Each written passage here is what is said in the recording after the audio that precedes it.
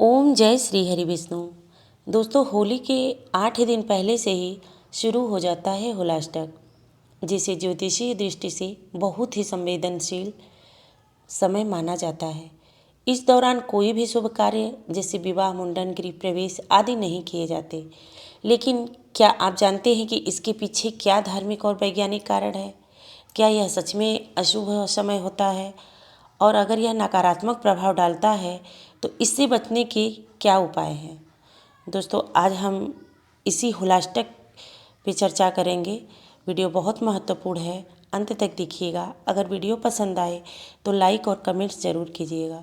दोस्तों, आपका एक लाइक, शेयर और सब्सक्राइब मेरे लिए बहुत महत्वपूर्ण होता है, तो लाइक तो ज़रूर ही किया कीजिए। दोस्तों, होलाष्टक की शुरुआत फाल्गुन शुक्ल अष्टमी से शुरू हो जाता है। अवधि 8 दिन की, तो समाप्ति होता है फाल्गुन पूर्णिमा, जिस दिन होलिका दहन होता है। तो 2025 में होलाष्टक कब से है? तो देखिए, होलाष्टक 7 मार्च को लग जाएगा और 14 मार्च को होली है, तो उस दिन समाप्त होगा। होलाष्टक का कुल 8 दिनों का अवधि होता है। इसे अशुभ माना जाता है, लेकिन क्या यह पूरी तरह से अशुभ है या फिर इसके पीछे कोई गहरी आध्यात्मिक और वैज्ञानिक वजह है? होलाष्टक में कौन कौन से कार्य वर्जित हैं? तो देखिए, होलाष्टक के दौरान कुछ कार्य वर्जित माने जाते हैं, क्योंकि इस दौरान वातावरण में नकारात्मक ऊर्जा अधिक सक्रिय हो जाता है। तो दोस्तों, कौन कौन से नहीं कार्य करना चाहिए जो वर्जित है? तो देखिए, विवाह, सगाई, गृह प्रवेश, नए व्यापार की शुरुआत, मुंडन, जनेऊ संस्कार, नामकरण संस्कार, नया घर खरीदना, निर्माण करना, जमीन, गाड़ी, सोना चांदी जैसी बड़ी खरीदारी वर्जित है। इन 8 दिनों में वातावरण में अशांति होती है, जिसमें शुभ कार्यों में विघ्न आ सकता है। इस समय कई ग्रह अशुभ स्थिति में रहते हैं, खासकर राहु, केतु, शनि और मंगल इस समय किए गए शुभ कार्य को सफल नहीं होने देते और व्यक्ति को मानसिक, शारीरिक, आर्थिक कष्ट झेलना पड़ता है। तो इस समय मौसम परिवर्तन होता है, जिससे मानसिक और शारीरिक संतुलन बिगड़ सकता है। इन रात में तापमान में भी भारी उतार चढ़ाव रहता है, जिसके कारण शरीर पर नकारात्मक प्रभाव पड़ता है।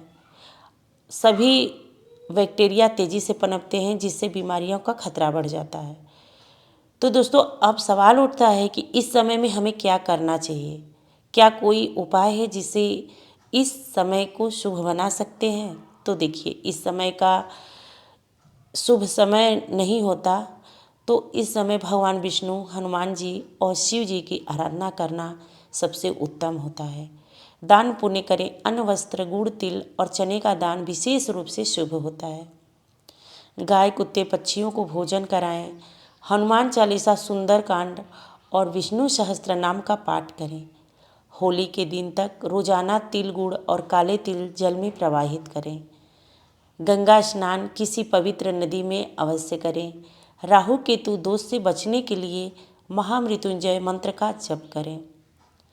अगर आप इन उपायों को करेंगे तो होलाष्टक की नकारात्मक ऊर्जा का आप पर कोई प्रभाव नहीं पड़ेगा, बल्कि इससे अपने जीवन में सकारात्मक और समृद्धि बढ़ेगी।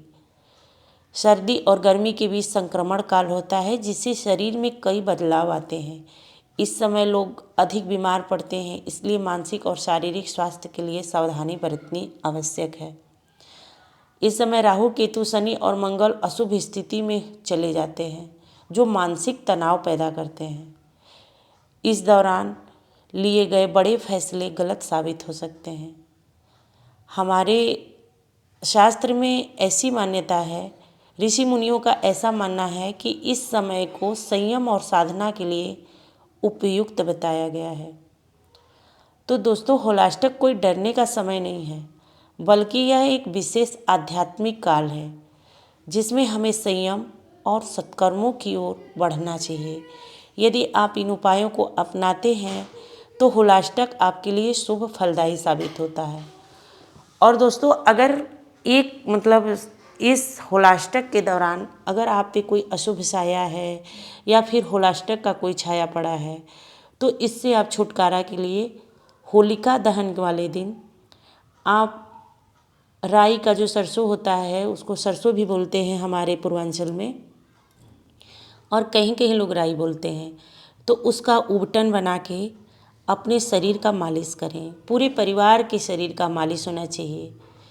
और उस मालिश का जो झिल्लियाँ निकलती हैं, जो शरीर की गंदगी निकलती है, उसको जो गाय के कंडे होते हैं, जिसको ऊपरी बोला जाता है हम लोग के बनारस और मिर्ज़ापुर पूर्वांचल में, तो उस गाय के कंडे पे उस झिल्ली को रख के जो बॉडी का आपके निकलता है मैल, जो सरसों से राई से जो गंदगी निकलती है, निकाला जाता है बॉडी का, उसको कंडे पे रख के होलिका दहन वाले दिन अपने को 5 बार घुमा के और उस झिल्ली और कंडे को अगर आग में जला देते हैं, जिसमें होलिका दहन होता है, उसी में फेंक देते हैं, तो आपके शरीर के सभी संकट समाप्त हो जाते हैं।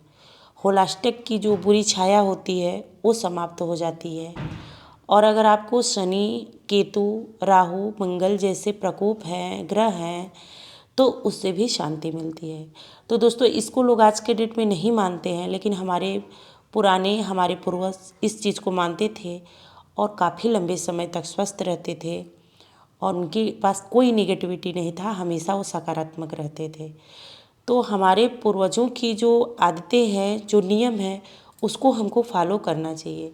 लेकिन आज के परिवेश में आजकल के बच्चे उबटन नहीं, उनको शैम्पू, फेस वॉश, इससे ज़्यादा इंटरेस्ट है। तो हम आज की जनरेशन को और उनकी माँ, बहन, सभी मतलब पेरेंट्स लोगों को ये कहना चाहते हैं कि अपने बच्चों को पुरानी आदतों से दूर न रखें। नई आदतें भी सीखें, लेकिन पुरानी चीज़ों को लुप्त न करें। ये जो राई होता है वो नज़र, और कोई भी बुरी नज़र हो, कोई बुरा असर हो, तो उस राई के उबटन से अगर आप झिल्ली निकाल के उसको होलिका दहन में डालते हैं, तो आपके होलाष्टक के दौरान क्या, पूरे वर्ष भर जो नेगेटिव ऊर्जा आपकी बॉडी में रहेगी वो समाप्त हो जाएगी। तो दोस्तों, आपको यह जानकारी उपयोगी लगी हो तो वीडियो को लाइक ज़रूर करें, शेयर करें, ताकि ज़्यादा से ज़्यादा लोग जान सकें, और चैनल को सब्सक्राइब करें ताकि आपको आगे भी ऐसे ही महत्वपूर्ण जानकारियाँ मिलती रहे। दोस्तों, मिलती हूँ अगले वीडियो में। तब तक के लिए जय श्री राधे।